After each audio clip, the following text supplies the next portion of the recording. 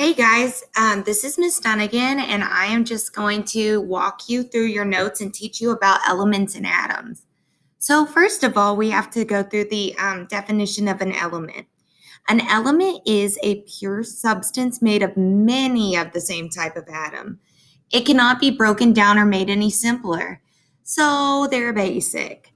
So, basically, all that's saying is that they are a pure substance, it's any form of matter that is the same throughout. And the science word for that is uniform. Elements are pure because they're made of all the same types of atoms. For example, gold. Gold is pretty expensive. And if you were to look with the strongest microscope you could have, you would see all these little gold atoms. And that means that you have pure gold. It is if you have a huge old chain, that whole chain is made of gold atoms.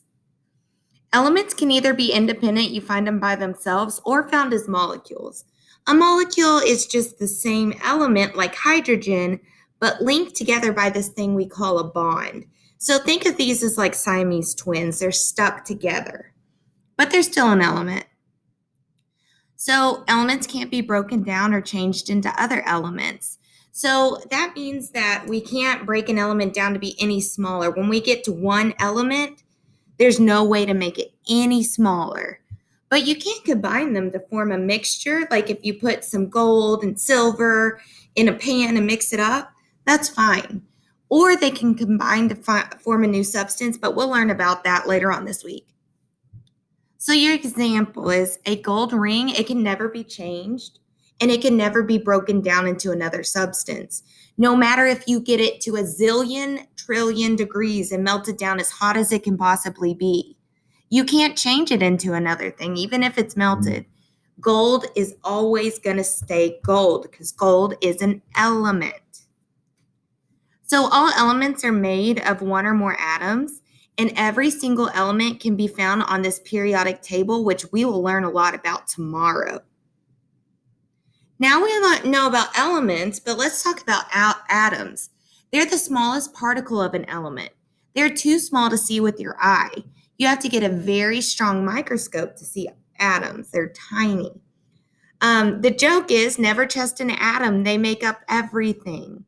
Well, that's because every single piece of matter, you, me, my sweet angel dog, puppy dog, the table you're sitting at, it's all made of atoms.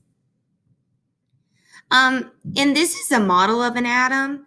It's just made of three different parts. One is the nucleus, which is right here in the middle.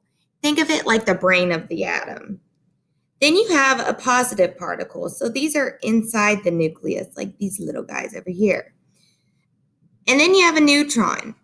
They have no charge, meaning that they're neutral, just like the name says.